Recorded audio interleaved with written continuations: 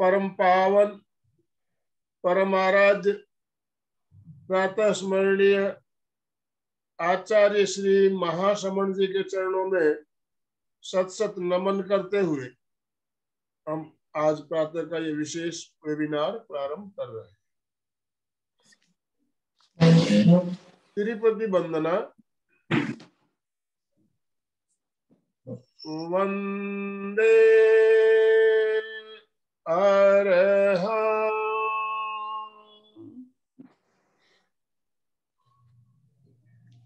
वंदे गुरुवरं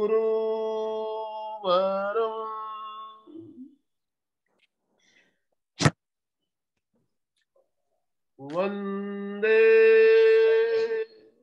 सचं।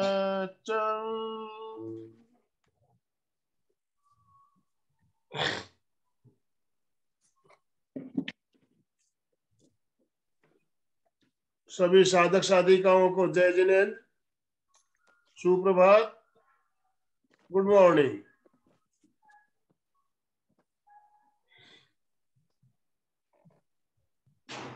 आज से पर्युषण महापर्व प्रारंभ हो रहा है।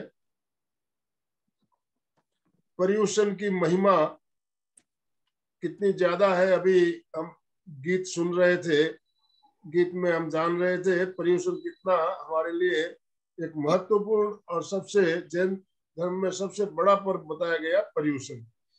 पर्युषण पर्व का शुभारंभ और हमारे आचार्यों ने 8 दिन पर्युषण मनाने के लिए इतने शानदार अलग अलग दिवस, अलग अलग टॉपिक दिए हमें, तो उसी के आधार पर आज खाद्य संयम दिवस के रूप में मनाया जाता है। खाद्य संयम हमारे लिए क्यों जरूरी है? हर धर्म, हर संप्रदाय में इसका महत्व बताया गया है। विज्ञान भी इस बात को मानती है। खाद्य संयम, खाने का हम कंट्रोल रखते हैं तो ये हर तरह से शारीरिक, मानसिक और हर तरह से हमें स्वस्थ रखने में लाभदायी होता है। तो हमारी आज की जो स्पीकर है रेणु जी नाटा भी हमारे साथ जुड़ चुकी है और अलका जी सांखला भी हमारे साथ जुड़ी हुई है। तो मैं अलका जी से निवेदन करना चाहूंगा, अलका जी आप रेणु जी का स्वागत करते हुए उन्हें सादर आमंत्रित करें, उनका संक्षिप्त परिचय देते हुए। चलिए सबको good morning. Yes, good morning. ओम आराम। Welcome welcome Renu ji, welcome. MP के केंद्र और कल्याणम योग केंद्र आपका सहर्ष स्वागत करती है। सुस्वागतम। पर्युषण का पहला दिवस, पर्युषण का पहला दिवस, बहुत बड़ी आराधना करनी है सबको आज से। और हमारे लिए खुशी की बात है कि पहले ही दिन खाद्य संयम के दिवस पर हमें एक बहुत अच्छी वक्ता मिली है। एमपी के केंद्र का कुछ अच्छा भाग्य ही है कि बहुत अच्छे अच्छे वक्ता यहाँ मिलते हैं। तो आज रेणु नाहटा जो सूरत से हैं, ये हमारी प्रेक्षा प्रशिक्षिका तो है ही। जैसे ही प्रेक्षा के क्षेत्र में इसने प्रवेश किया, इसकी संभावनाएं देखी, वैसे उसकी गति प्रगति करने की मन के जो भाव थे वो बढ़ते गए और उसने तुरंत एमए भी कर लिया। एमए प्रेक्षा ध्यान जीवन विज्ञान में कर लिया है। तो आइए ऐसी ये प्रशिक्षिका लेवल 1 भी कर लिया, लेवल 1 करने के बाद लेवल 2 भी कर लिया, और लेवल 2 किया ही नहीं तो उसमें उसने नंबर भी पाया है। पूरे भारत में परीक्षा होती है, तब पूरे भारत से लोग आते हैं और उसमें परीक्षा होती है और उसमें नंबर लाना बहुत बड़ी बात होती है। तो उसने भी, रेणु ने अपना नंबर लाया है, तो उसके लिए एक बार ओम अरहम करे। ओम अरहम, ओम आराम, ओम आराम, ओम आराम। उसके बाद में हर एक का एक अपनी किस्मत होती है, अपना विश्वास होता है और अपना पुरुषार्थ भी होता है। हमारे सूरत में एक बार हमें हमारे एमपी के में हर्षिता आई थी, हर्षिता, जिनका महावीर इंटरनेशनल स्कूल है। और इस महावीर इंटरनेशनल स्कूल की कितनी बड़ी काम चल रहा है, ये मैंने हर्षिता जी को एक बार अपने यहाँ इंटरव्यू को बुलाया था और आप सबने देखा था महावीर इंटरनेशनल स्कूल कितना बड़ा काम कर रहा है। और अभी रेणु हमारे वहाँ एज अ प्रोफेसर लेक्चरर करके काम कर रही है, और वो भी कौन से विषय में, ऐसे वैसे नहीं, जीवन विज्ञान में। तो रोज डे टू डे जीवन विज्ञान का अभ्यास करने वाली रेणु, कल हमारा प्रेक्षा प्रशिक्षण था, तभी भी मैंने उसको प्रेक्षा ध्यान कराने के लिए बुलाया था, क्योंकि जिस व्यक्ति में गुण होते, तो आनंद भाई जी और मेरी वो एक स्वभाव है कि उन लोगों को हमेशा जोड़ते रहे, बुलाते रहे। इसीलिए कुछ लोग हैं जैसे रेखा जैन है, ऐसे के मैंने आनंद भाई जी को कहा इनको कभी भी बुलाओ, ये वक्ता ऐसे कि कोई भी सब्जेक्ट दो तो बहुत अच्छा लगेगा इनको। तो इस प्रकार हमारी जो रेणु है वो आज खाद्य संयम दिवस पर बोलने वाली है। मैं इस पर ज्यादा समय नहीं लेते हुए मैं सीधा सीधा आप लोगों को भी कहूंगी कि अभी तक किसी ने नहीं किया तो कोशिश करे, आज उपवास करे। जिनसे उपवास नहीं होता है वो एकासन करे, जिनसे उपवास और एकासन नहीं होता वो उनोद्री करने की कोशिश करे। आज शाम को सूर्यास्त के पहले सब खाए और अपने जीवन को एक नया दिशा देने के लिए आज खाद्य संयम के लिए जानने के लिए मैं एमपी के केंद्र और कल्याणम योग केंद्र की तरफ से रेणु को सादर आमंत्रित करती हूँ। Most welcome Renu, most welcome. ओम आराम, ओम आराम। वेलकम। Excuse me. एमपी के फिटनेस केंद्र आनंदमल जी, भाई साहब, अलका जी, मैम, सबको बहुत बहुत अरहम। इम्पोर्टेंट है भोजन की क्या वैल्यू है, ये हम इसी बात से समझ सकते हैं कि खाद्य संयम दिवस को पहला दिन जो है वो पर्युषण पर्व का माना गया है। यहीं से शुरुआत होती है जीवन में उपयोगिता की, ये जानने की कि किस चीज की कितनी उपयोगिता। हालांकि 8 दिन का अपना अपना अपना महत्व है और बहुत महत्व है, लेकिन भोजन क्योंकि मेन कंपोनेंट है। आज हम चर्चा करेंगे कि क्यों मेन कंपोनेंट है भोजन, क्यों भोजन की को पहला दिन रखा गया। जब जैसे जैसे हम चर्चा करेंगे आप भी जान पाएंगे और शायद हम सभी जानेंगे कि किस तरह से भोजन हमारे जीवन में अनिवार्यता रखता है, और जितना खाना खाना अनिवार्यता रखता है उतना ही जरूरी है खाद्य संयम, भोजन पर नियंत्रण, भोजन न करना, खाना न खाना भी उतना ही ज्यादा, शायद उससे कहीं ज्यादा इंपॉर्टेंस रखता है। तो आइए हम बात करते हैं खाद्य संयम दिवस के ऊपर। जैसा कि हमने बात की, खाना, खाद्य संयम माने कि कंट्रोल करना, और उसी का दिन बनाया जा रहा है खाद्य संयम, खाने पर कंट्रोल करना। तो आज के दिन हम सब कोशिश करेंगे खाने पर किस तरह से कंट्रोल कर सकते हैं और कंट्रोल करके अपने जीवन को सफल और सुखी बना सकते हैं। आज हम थोड़ी अध्यात्म, क्योंकि अध्यात्म की साधना है पर्युषण पर्व, तो अध्यात्म की भी चर्चा करेंगे कि किस तरह से खाने पर कंट्रोल करके हम अपने कर्मों की निर्जरा भी कर सकते हैं। जैसा कि हम सभी संतुलित भोजन के बारे में शुरू से सुनते आए हैं कि हमेशा हमें संतुलित भोजन लेना चाहिए, भोजन में सभी कंपोनेंट होने चाहिए, कार्बोहाइड्रेट, वसा, प्रोटीन, खनिज, मिनरल, ये सब शारीरिक दृष्टिकोण से अनिवार्य है। यदि कोई व्यक्ति एक ही तरह का भोजन करता रहेगा तो शायद उसके शरीर में कुछ तत्वों की, पोषक तत्वों की कमी हो जाएगी और उसका शरीर रुग्ण हो जाएगा। इसीलिए भोजन, संतुलित भोजन पर, संतुलित आहार पर इतना जोर दिया गया। सभी डॉक्टर्स ने भी ये बात को माना, सभी संतुलित भोजन के बारे में हमेशा बताते रहते हैं, हम बहुत जगह से जानते और सुनते रहते हैं। तो संतुलित भोजन की जितनी आवश्यकता है, इसके बारे में तो आप सब जानते ही हैं, ज्यादा बताने की जरूरत नहीं है कि खाने में जो है भोजन हमारा संतुलित मात्रा में होना चाहिए, संतुलित उसका कौन सा मिनरल, कौन सा तत्व कितना होना चाहिए, यानी कि सभी प्रकार की सब्जियां, फल, फ्रूट हमें खाने चाहिए। लेकिन कुछ प्रश्न हैं खाने के लिए, उनका हमें हमेशा ध्यान रखना चाहिए।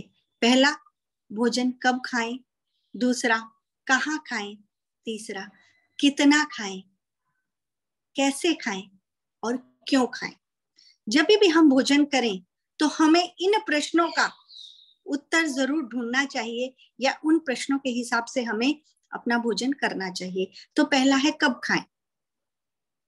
ये तो बात हमारे जैन दर्शन में तो शुरू से नियम है कि सूर्यास्त से पहले खा लें, है ना। लेकिन आजकल हर डॉक्टर, हर डाइटिशियन, आप किसी के पास भी चले जाइए, सब यही कहेंगे कि खाने को सनसेट से पहले खा लें, यानी कि सूर्यास्त से पहले खा लें।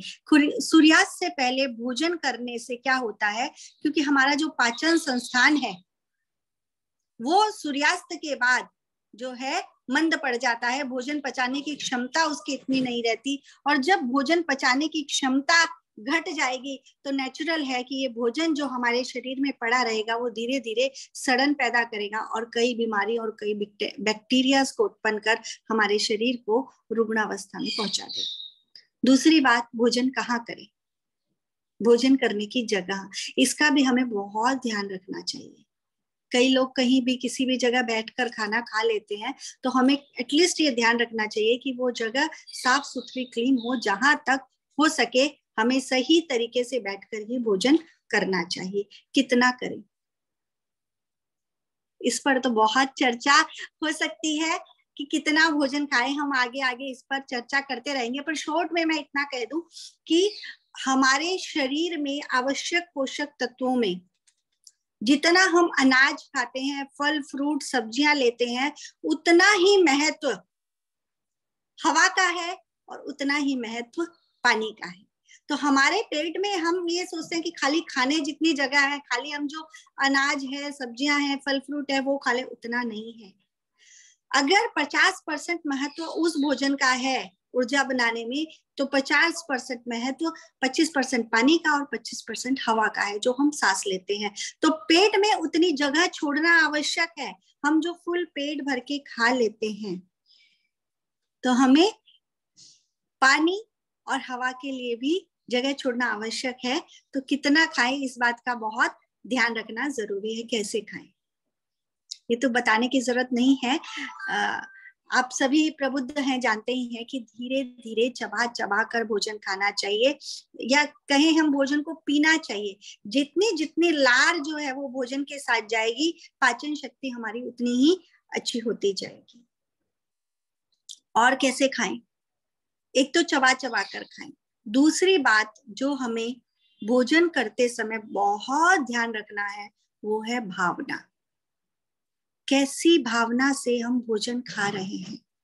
क्या भोजन करते समय क्रोध, ईर्ष्या की भावनाएं हमारे अंदर पनप रही है? क्या विचार जो है वो हमारे साथ चल रहे हैं भोजन करते समय? जैसा खाए अन्न वैसा होए मन।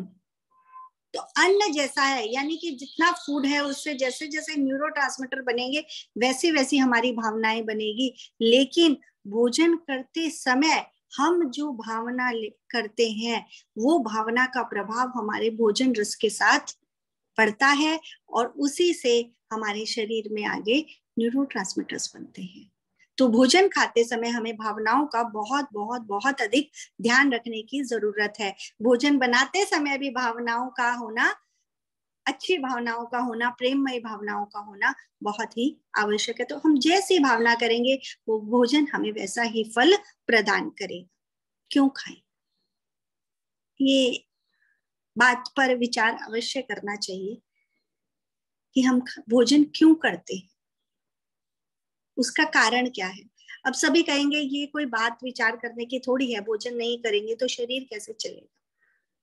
शरीर को चलाने के लिए, क्योंकि अगर हम साधना भी करना चाहते हैं तो ये जो शरीर रूपी नौका है उसी में बैठकर हम संसार रूपी भवसागर को पार कर सकते हैं। इसलिए ये शरीर को धारण करने के लिए दो चीजें बहुत आवश्यक है। एक सांस जिससे हम ऑक्सीजन लेते हैं ब्रीदिंग के द्वारा, और दूसरा भोजन जो हमारे शरीर के जो है मुख्य तत्व बनाते हैं, जो कि हमारे जिससे ऊर्जा का उत्पादन होता है। तो भोजन क्यों करें, इस विषय पर अगर विचार किया जाए तो दो चीजें हैं जिनके लिए हम भोजन करते हैं। एक है पोषण, शरीर का पोषण। शरीर को हष्ट पुष्ट बनाना है, तंदुरुस्त रखना है। कार्बोहाइड्रेट, वसा आदि इस तरह का भोजन लेकर हम शरीर को पोषित करते हैं, उसको बड़ा बनाते हैं। हड्डियों का बनना है, शरीर के अन्य मांस, मज्जा आदि का बनना है और उसका निरंतर बनते रहना है, कोशिकाओं का निरंतर बनते रहना है। पहला है पोषण, दूसरा है रक्षण। तो कौन सा भोजन है जो बनी हुई कोशिकाओं की निरंतर रक्षा करता है? हमारा शरीर जो निरंतर काम करता रहता है, ऊर्जा का व्यय होता रहता है, तो उससे जो शरीर के अंदर टूट फूट होती है उसकी रक्षा किस प्रकार से भोजन में की जाए। तो हमें भोजन करते समय इन बातों का खास तौर पे ध्यान रखना है कि हम भोजन क्यों कर रहे हैं। हम इस बात का ध्यान नहीं रखते हैं। भोजन ज्यादातर लोग करते हैं स्वाद के लिए, भूख लगी खाना खाना है, पर खाना कैसा खाना है? जो टेस्टी। हम ये नहीं सोचते ये पोषण के लिए खा रहे हैं कि रक्षण के लिए खा रहे हैं। ज्यादातर लोग जो हैं वो भोजन करते हैं स्वाद के लिए। तो आज के बाद खाद्य संयम दिवस के ऊपर मैं ये चाहूंगी, आप सबसे विनम्र विनंती करूंगी कि आप इस बात का ध्यान अवश्य रखें कि भोजन को जो है वो स्वाद के लिए नहीं, लोलुपता के वशीभूत होकर नहीं, पोषण और रक्षण के हेतु खाएं। कि इस शरीर को चलाना है, इस शरीर को धारण करना है, इसलिए इसका पोषण और रक्षण करना है। सिर्फ पेट भरने के लिए नहीं, पेट को डस्टबिन बनाकर कुछ भी खाए जाओ उस बात के लिए नहीं, ठूस ठूस कर खाने के लिए नहीं, बल्कि पोषण और रक्षण, ये दो शब्दों का हमें निरंतर ध्यान रखना है जब भी हम भोजन करने बैठेंगे। अब बात करते हैं आहार के प्रकार। कितनी प्रकार के आहार होते हैं? क्या हम सिर्फ खाते हैं वही आहार है? नहीं। आचार्य श्री महाप्रज्ञा जी ने बहुत ही सुंदर विवेचन किया है आहार के बारे में कि कितनी प्रकार का आहार होता है। सबसे पहला है ओज आहार, जो जन्म लेते समय लिया जाता है प्रथम बार आहार। ये हमारे शरीर का ओज है। जब तक ओज शक्ति रहती है तब तक मनुष्य में प्राण धारण करने की क्षमता रहती है। तभी तो कई कई दिनों तक बिना खाए लोग रह जाते हैं, क्योंकि उनका ओज आहार जो है वो उनके साथ होता है। दूसरा है रोम आहार, जो हम प्रति क्षण अपने रोम छिद्रों से ग्रहण करते रहते हैं। इसमें सूर्य रश्मियां हैं, हवा से बहुत सारे तत्व जो है हमारे शरीर में निरंतर प्रवाहित होते रहते हैं और ये आहार हम लेते रहते हैं। तीसरा है प्रक्षेप आहार, जिसे कमल आहार भी कहा जाता है, जो हम नित्य प्रति खाते हैं अपने ब्रेकफास्ट, लंच, डिनर के रूप में। अपने हाथ से जो आहार खाया जाता है वह प्रक्षेप आहार कहा जाता है। चौथा है मनोभक्षी आहार।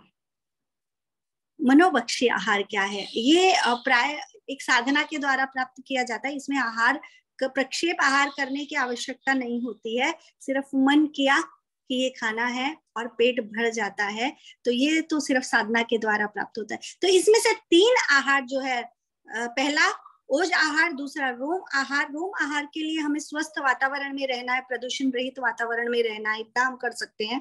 लेकिन ओज आहार, रोम आहार और मनोभक्षी आहार, इन 3 आहारों पर हमारा कुछ बहुत ज्यादा कंट्रोल नहीं है।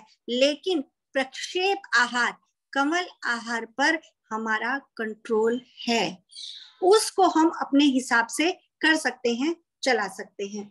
आहार के विषय में आयुर्वेद के जो प्रसिद्ध आयुर्वेदाचार्य है, जिनको भोजन के विषय में जिन्होंने सबसे अधिक नॉलेज दिया है या जिनका सबसे ज्यादा महत्व माना जाता है, वो है महर्षि वाग्मट।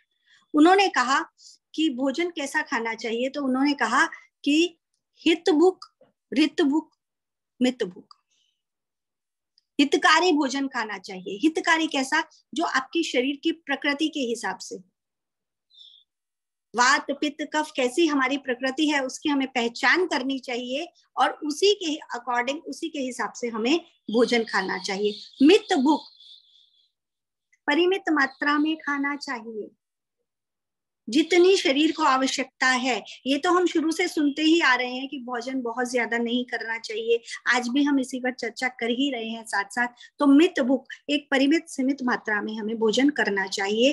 तीसरा है ऋत भूख। ऋत भूख क्या है? जो भोजन हम खा रहे हैं वो किस तरह से आया है,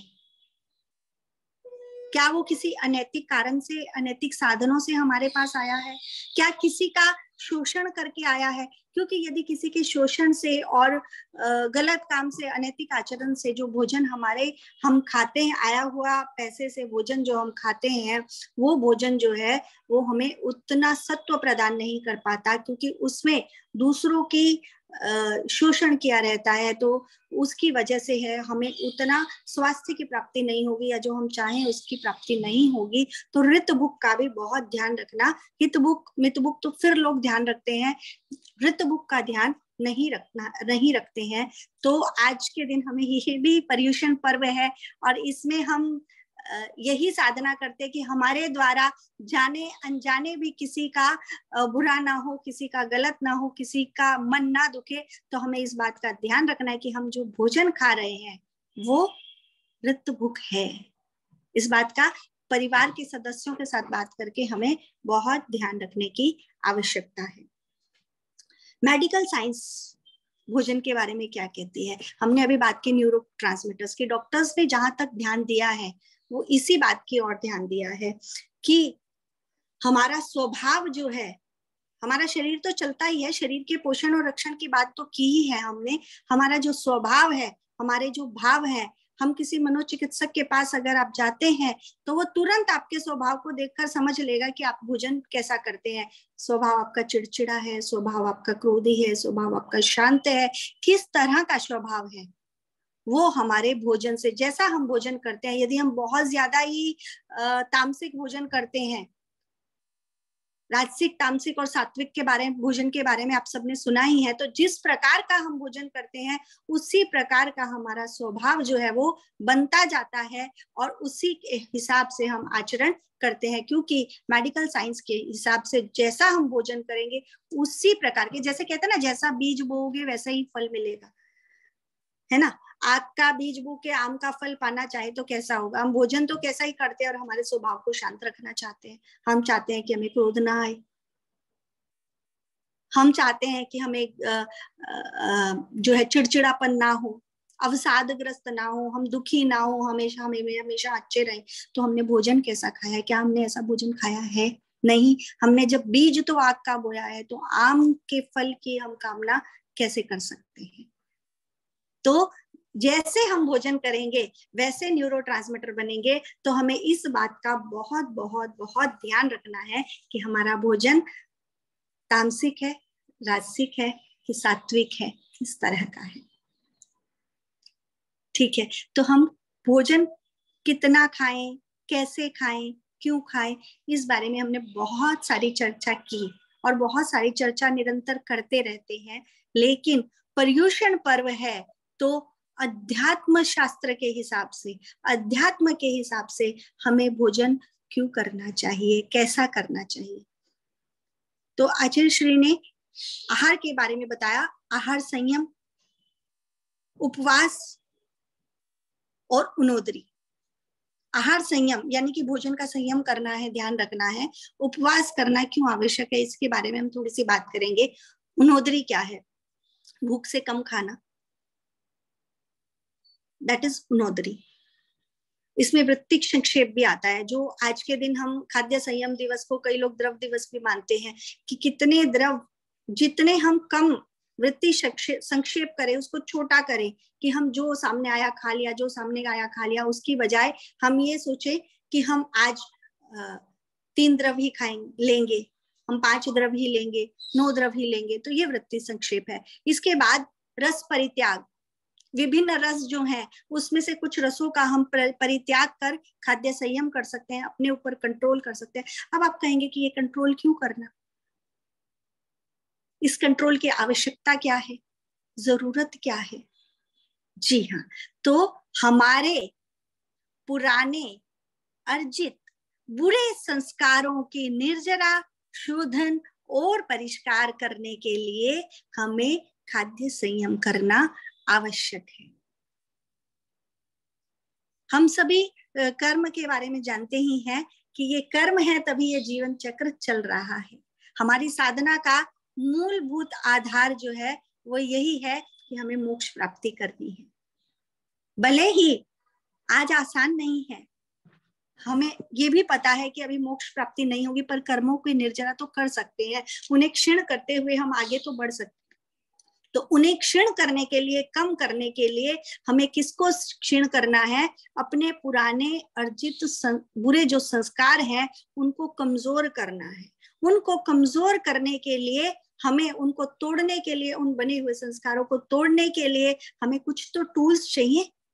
कोई भी बिल्डिंग बनती है तो बनाने के लिए कुछ साधन लगते हैं, वो बन जाती है कुछ सालों में, लेकिन तोड़ते वक्त भी कुछ औजारों की आवश्यकता होती है। तो ये जो संयम है, आहार संयम है, ये औजार के रूप में काम करेगा हमारे पुराने अर्जित संस्कारों को क्षय करने के लिए, उनको शोधन करने के लिए, परिष्कार करने के लिए। जब भी हम मनुष्य खाता है तो वह हित अहित नहीं देखता है, परिणाम को नहीं देखता है, बस भोजन के स्वाद को देखता है, लोलुपता को देखता है, अपनी इच्छा को देखता है। और इस बात को बढ़ावा दिया है आजकल चलने वाले हमारे जो बहुत सारे पार्टीज होती हैं, गेट टुगेदर होता है, शादियां होती हैं, बर्थडे पार्टीज है, और अलग अलग विभिन्न तरह का हम प्रीति भोज का आयोजन करते हैं। और उसमें आप सभी जानते हैं ये बात कि कितनी तरह का खाना होता है। ये किस बात को बढ़ाता है? हमारे लोलुपता को बढ़ाता है, हमारे भोजन के प्रति, स्वाद के प्रति आकर्षण को बढ़ाता है। ये आकर्षण जितना बढ़ता जाएगा, राग द्वेष उतना ही बढ़ता जाएगा। तो हमें, जब हम प्रीति भोज करते हैं तो हमें इस बात का ध्यान ही रखना है कि हमें किस मात्रा में कैसा भोजन देना है। हमें जो हमारे गेस्ट आ रहे हैं उनके कर्मों को बढ़ाना है कि क्षीण करना है। तो भोजन बनाते समय, भोजन परोसते समय और लोगों को इनवाइट करते समय अगर हम थोड़ा सा दिखावे से दूर आ जाए और इस सच्चाई को देखें कि हमें कर्मों का क्षय करना है, अपने बुरे संस्कार क्षीण करने हैं, तो इस वृत्ति को हमें थोड़ा कम करना पड़ेगा। तो आहार संयम के द्वारा जमे हुए जो हमारे संस्कार हैं उनका शोधन करना है। राग द्वेष के संस्कार जो बने हुए हैं उन्हें क्षीण करना है। खाना हमें अपने शरीर के रक्षण और पोषण के लिए, ना कि स्वाद और लोलुपता के लिए। दूसरा है कि आहार संयम से क्या फायदा होगा? तो पहला तो यह है कि संस्कार क्षीण होंगे, यौवन, जल्दी बुढ़ापा नहीं आएगा, जल्दी बुढ़ापा कैसे नहीं आएगा? जब हम ज्यादा मात्रा में खाना खाते हैं, जब भी हम खाना खाएंगे, कोई भी शरीर में क्रिया होगी तो शरीर की प्राण ऊर्जा, प्राण शक्ति का व्यय होगा। जब हम ज्यादा मात्रा, मतलब जरूरत है उतना तो खाना ही है शरीर धारण करने के लिए, उतना तो हमारी प्राण शक्ति व्यय करती ही है, लेकिन हम जरूरत से ज्यादा खाते हैं, गलत समय पे खाते हैं, प्रकृति के विपरीत भोजन खाते हैं, तो क्या होता है? हमारे शरीर की अनावश्यक ऊर्जा खर्च होती है। जब वो अनावश्यक ऊर्जा खर्च होगी या तो ज्यादा काम करना पड़ेगा तो जल्दी जर्जर होगा, जल्दी बूढ़ा होगा, और फिर हम कहेंगे कि अरे इतनी जल्दी कैसे। तो कई लोग जो बहुत एज के बाद भी उनके चेहरे पे तेज होता है, शरीर में स्फूर्ति शक्ति होती है, सारी इंद्रियां, सारे अवयव ठीक से काम कर रहे होते हैं, उसका मूलभूत आधार है सही भोजन करना, खाद्य संयम करना, खाने के सभी नियमों का पूर्णतया पालन करना। अपान शुद्धि, अपान शुद्धि जब तक नहीं होती तब तक मनुष्य क्या होता है, हम अपनी लाइफ में ही देखें कि जब हमारा पेट साफ नहीं होता है, आंतड़ियां, आंतें जो है वो हमारी पूरी तरह से क्लीन नहीं होती है, अब पाचन तंत्र और उत्सर्जन तंत्र अगर दोनों स्वस्थ नहीं होते हैं तो मनुष्य के स्वभाव पर बहुत ही प्रभाव पड़ता है। वो चिड़चिड़ा रहता है, आलस में रहता है, खुश नहीं रह पाता है। तो इस तरह से इंद्रियां प्रसन्न नहीं होती है, शरीर भारी भारी लगता है, चिंतन हमारा निषेधात्मक हो जाता है। यदि स्वस्थ चिंतन हम करना चाहते हैं तो हमें इस बात का भी खास तौर पे ध्यान रखना है कि हमारी जो उत्सर्जन तंत्र है और पाचन तंत्र है वो स्वस्थ रहे। और वो कब स्वस्थ रहेगा? जब हम आहार संयम करेंगे, आहार की मात्रा का विवेक रखेंगे। उपवास एक औषधि, उपवास एक औषधि कैसे हो सकता है, इसके बारे में हम बात करें। एक बार की बात है, एक जो आयुर्वेदाचार्य थे उनके पास एक बीमार व्यक्ति गया और उनको बोला कि मैंने बहुत जगह इलाज कराया है और मेरा ये प्रॉब्लम जो है वो ठीक नहीं हो रहा है। तो उन्होंने कहा आप 28 करो, 8 दिन की उपवास करो। 8 दिन का उपवास क्यों करें? उससे क्या शरीर में जो है ऐसा होगा कि वो एक औषधि की तरह काम करेगा।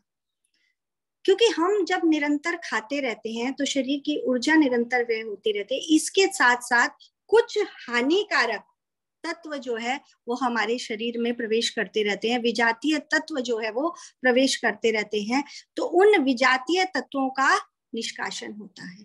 जहां हमने एक तरफ बात की कि कर्मों की निर्जरा होती है, कर्मों का शोधन होता है, अपनी वृत्तियों पर नियंत्रण आता है, वहीं पर अगर साइंटिफिक तरीके से हम देखें उस चीज को तो विजातीय तत्वों का निष्कासन होता है। हमारे शरीर में जो अनेक तरह के तत्व विजातीय किसी न किसी प्रकार से आ जाते हैं, उनको शोधन करने में, उनका परिष्कार करने में उपवास का बहुत बहुत बहुत अधिक महत्व है, जो आज किसी से भी छुपा नहीं है। उपवास बहुत तरह के चल रहे हैं। अगर आप किसी डाइटिशियन के पास जाएंगे तो वो बोलेंगे इंटरमीडिएट फास्टिंग, कोई रसाहार बोलेंगे, कोई फलाहार बोलेंगे, कोई 18 घंटे का उपवास बोलेंगे। तो उपवास की व्यवस्था अब सब लोग उपवास का महत्व जान ही गए हैं, लेकिन हम जैन धर्म में होने के कारण हम अपने आप को सौभाग्यशाली कहेंगे कि हमें इसके महत्व का गूढ़ अर्थ शुरू से ही पता है। तो हमें जितना हो सके, जब हो सके उपवास कर लेना चाहिए, ताकि अगर हम आध्यात्मिक दृष्टिकोण से सोचे तो कर्म निर्जरा होगी, और शारीरिक दृष्टिकोण से अगर आप जाना चाहें तो विजातीय तत्वों का निष्कासन होकर शरीर शुद्ध, स्वस्थ और प्रसन्न रहेगा, हमारा चित्त प्रसन्न रहेगा। अब एक और बात, जिसका लोग उपवास तो कर लेते हैं लेकिन इस बात का बिल्कुल भी ख्याल नहीं रखते हैं कि उपवास से पहले क्या खा रहे हैं और उपवास के पारने में क्या खा रहे हैं। जितना उपवास किया है उसकी सारी पूर्ति। लोग पहले से क्या करते हैं कि उपवास करना है कल, तो आज चलो कुछ ज्यादा खा लो क्योंकि कल उपवास करना है। क्या वो सहायक रहता है उपवास करने के लिए अधिक खाया हुआ? कभी भी नहीं। यदि हमने पहले ही अधिक भोजन करके शरीर को रुग्ण बना लिया है तो वो उपवास में कैसे सहायता करेगा? तो उपवास से पहले हमें हल्का भोजन करना है। उपवास के बाद, पारना करने बाद लोग ये करते हैं ज्यादातर कि भाई उपवास किया है कल, आज सब आने दो, जितने इच्छाएं हैं सब खाएंगे, आज सब आने दो, बहुत सारा ठूस ठूस कर खाते हैं।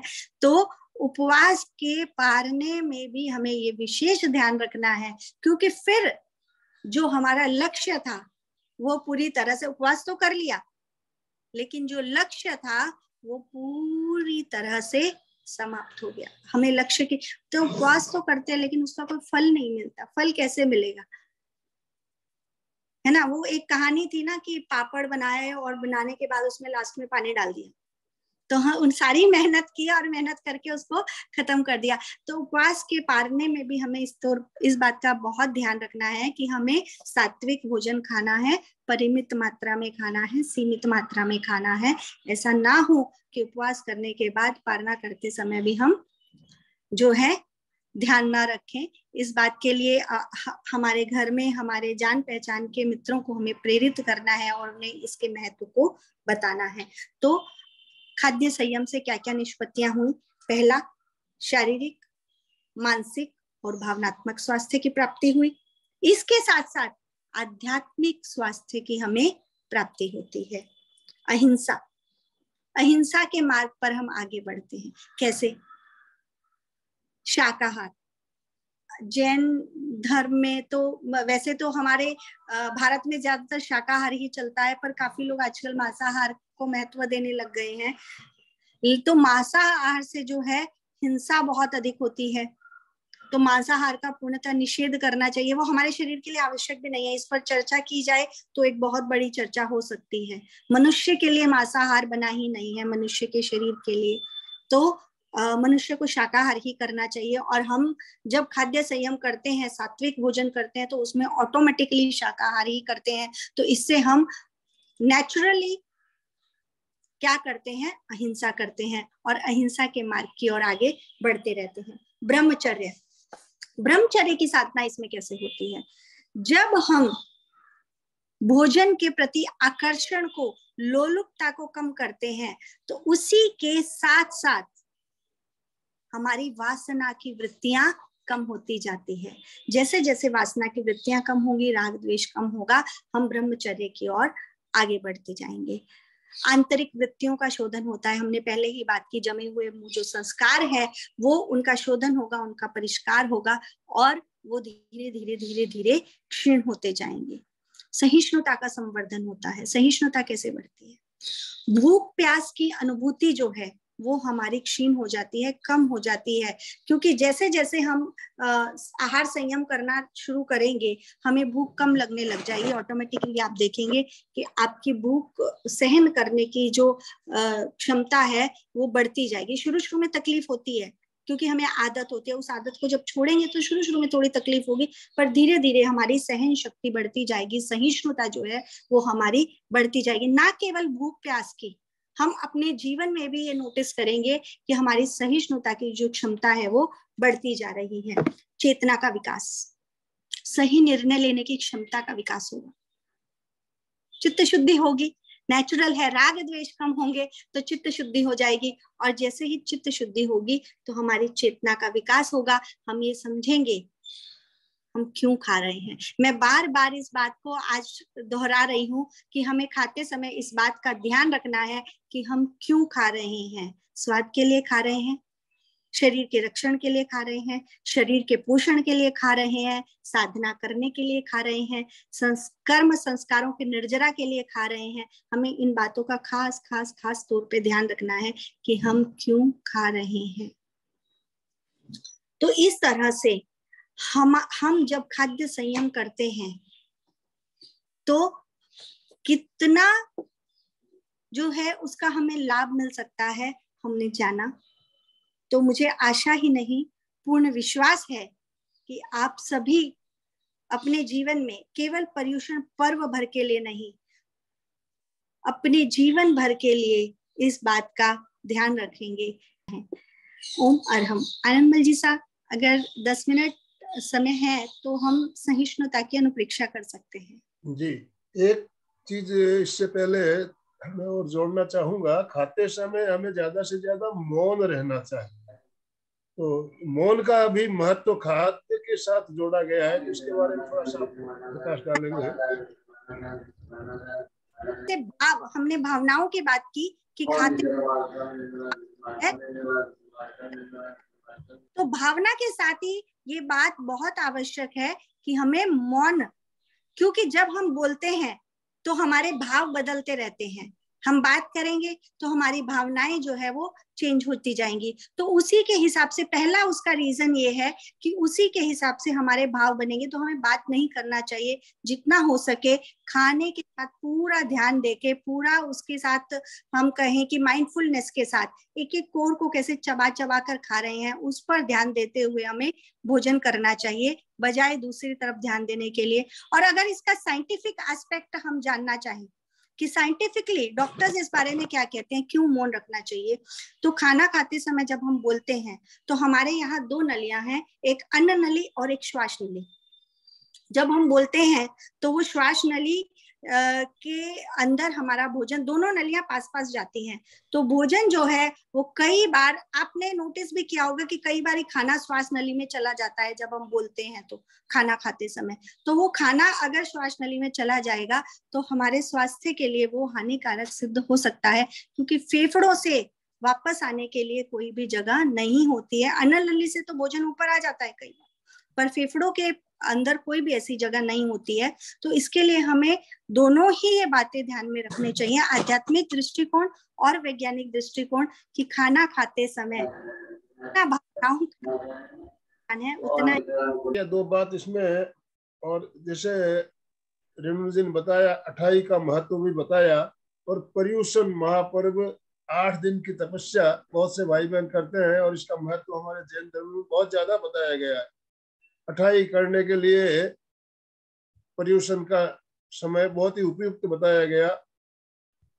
28 का महत्व हमने जाना।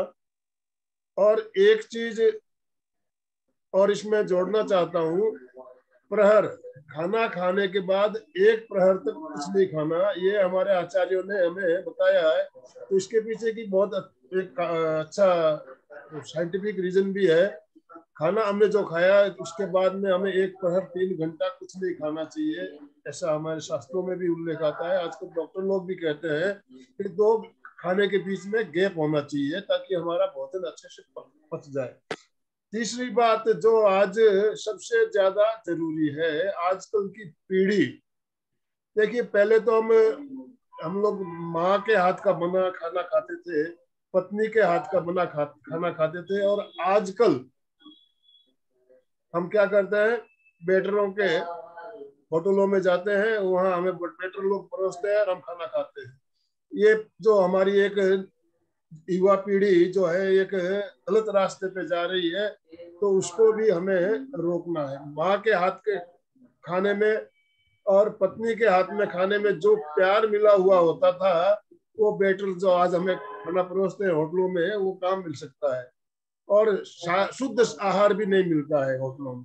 तो इस बात का भी हमें ध्यान रखना है। आज के दिन संकल्प लेना है, हम ज्यादा से ज्यादा घर में बना हुआ, इसके विषय में हमने अभी 2 प्रोग्राम हमारे हुए थे, भोजन और किचन का कितना बड़ा संबंध है, इसके बारे में हमने किचन के ऊपर 2 प्रोग्राम लिए थे, बहुत शानदार। तो अपने घर के किचन में बना हुआ खाना हम खाएं, इस बात को भी हमें ध्यान रखना है। अब मैं रेणु जी आपसे निवेदन करना चाहूंगा, आप जो प्रयोग कराना चाहते हैं प्रयोग आप कराएं। रेणु जी प्रयोग करें, और 7:30 को 2-3 मिनट कम है तभी पूरा कर दीजिए, ताकि प्रार्थना करके राइट टाइम 7:30 बजे हम पूरा करें। ओम अरहम। ओम अरहम। यार, आज हम सहिष्णुता की अनुप्रेक्षा करेंगे, ताकि हम जो भी साधना करें उसमें हम अपनी सहिष्णुता को बनाए और बढ़ाए रखें पूरे पर्युषण पर्व के दौरान। हमारी सहिष्णुता इसी तरह बनी रहे। प्रयोग के लिए तैयार। आसन एवं मुद्रा का चुनाव करें। जिस आसन में सुविधा पूर्वक स्थिरता से बैठ सके उस आसन का चुनाव करें। हाथों की मुद्रा ज्ञान मुद्रा अथवा वीतराग मुद्रा। आंखें कोमलता से बंद। 3 बार महाप्राण ध्वनि का प्रयोग करेंगे। श्वास भरें।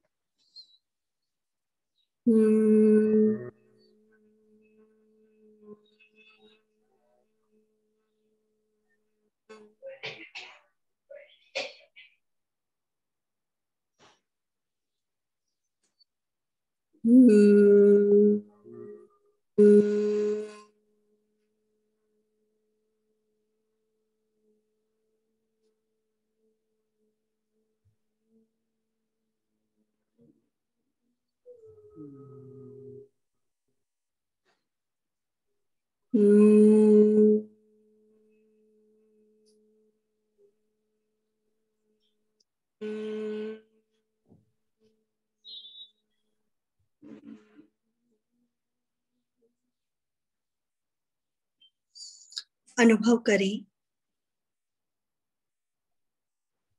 आपका शरीर पूरी तरह से रिलैक्स हो रहा है। पूरे शरीर को स्थिरता और शिथिलता का सुझाव दें।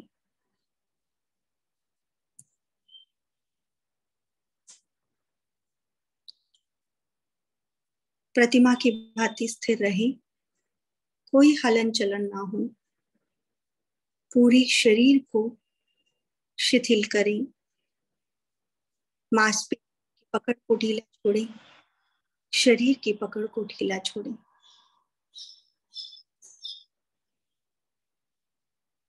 पूरे शरीर को शिथिलता का सुझाव दें। पैर के अंगूठे से लेकर सिर तक पूरा शरीर शिथिल हो जाए। शिथिल हो जाए। शिथिल हो जाए।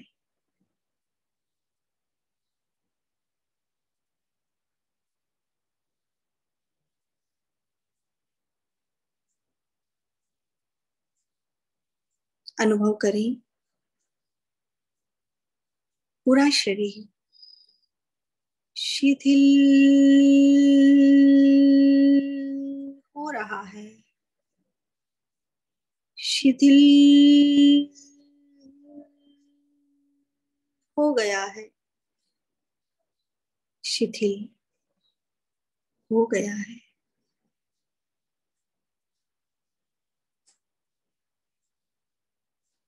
पूरी स्थिरता, पूरी शिथिलता।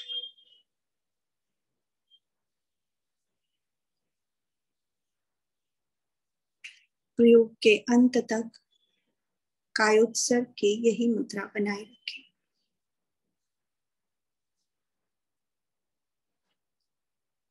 अनुभव करें अपने चारों तरफ मयूर के गर्दन की भांति नीले रंग के परमाणु फैले हुए। अपने चारों तरफ मयूर की गर्दन की भांति नीले रंग के परमाणु फैले हुए हैं।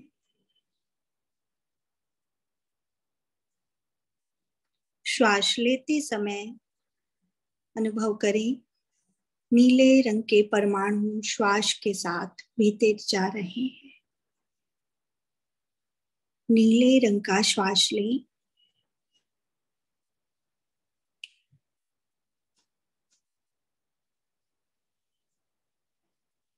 अनुभव करें प्रत्येक श्वास के साथ चमकते हुए नीले रंग के परमाणु शरीर में प्रवेश कर रहे हैं।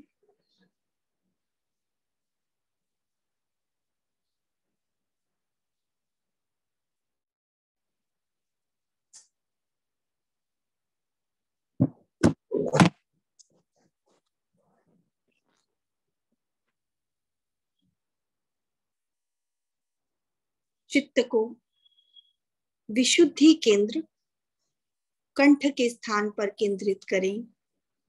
वहां चमकते हुए नीले रंग का ध्यान करें। मोर की गर्दन के भांति चमकता हुआ नीला रंग।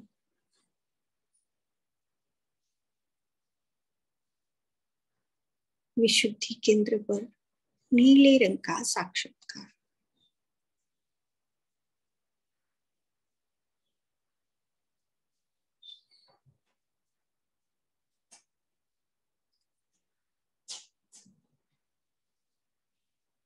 ज्योति केंद्र पर ध्यान केंद्रित करें। ज्योति केंद्र ललाट के मध्य का भाग।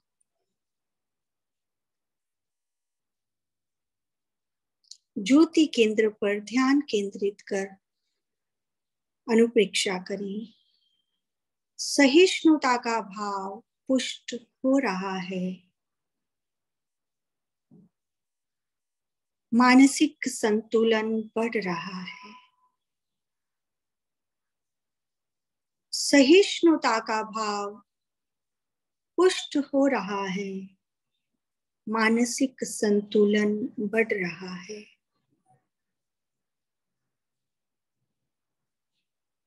सहिष्णुता का भाव पुष्ट हो रहा है। मानसिक संतुलन बढ़ रहा है। अनुचिंतन करें।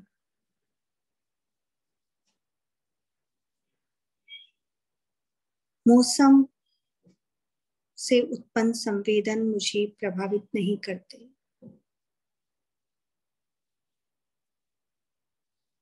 यदि प्रभावित कहीं करते भी हैं तो मुझे इनके प्रभाव को कम करना है। रोग जनित संवेदन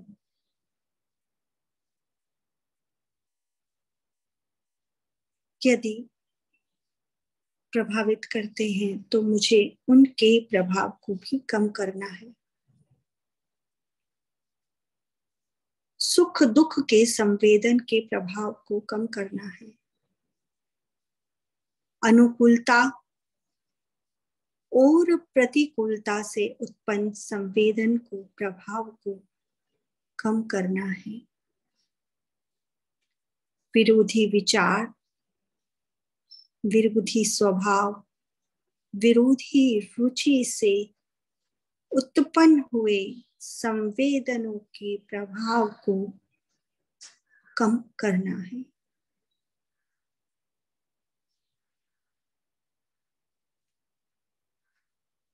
वे सभी संवेदन जो मुझे प्रभावित करते हैं,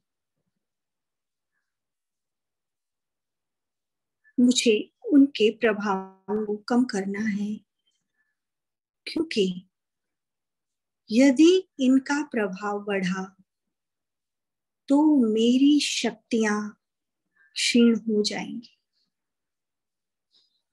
मैं जितना कम इनसे प्रभावित होऊंगा उतनी ही मेरी शक्तियां बढ़ेगी।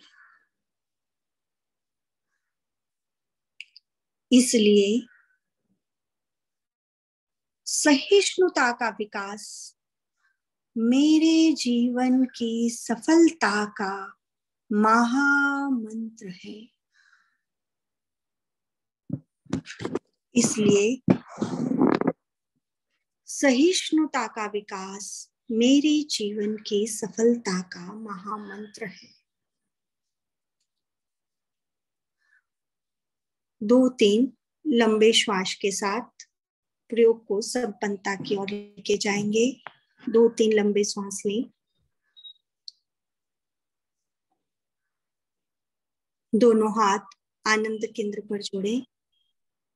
शरण सूत्र का उच्चारण करें।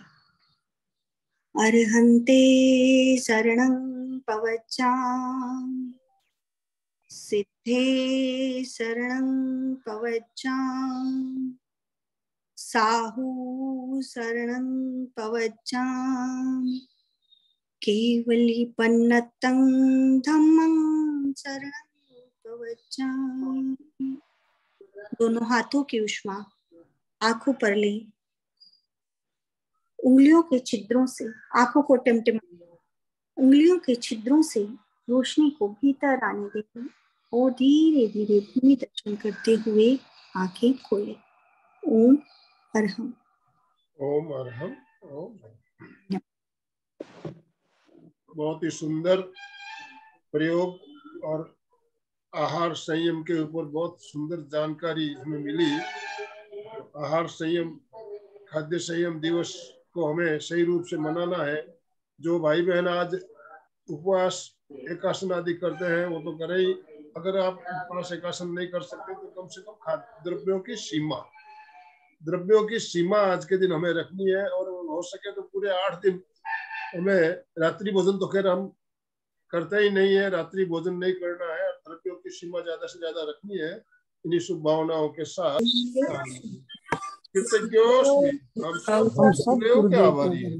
कृतज्ञोस्मि, हम सब गुरुदेव के आभारी हैं। कृतज्ञोस्मि, हम सब गुरुजी आपके बहुत बहुत आभारी है। आपने अपना अमूल्य समय निकाल कर हमारा इतना अच्छा शानदार मार्गदर्शन किया। इसके लिए एमपीके फिटनेस क्लासेस और कल्याणम योग केंद्र की तरफ से आपका बहुत बहुत धन्यवाद, बहुत बहुत आभार।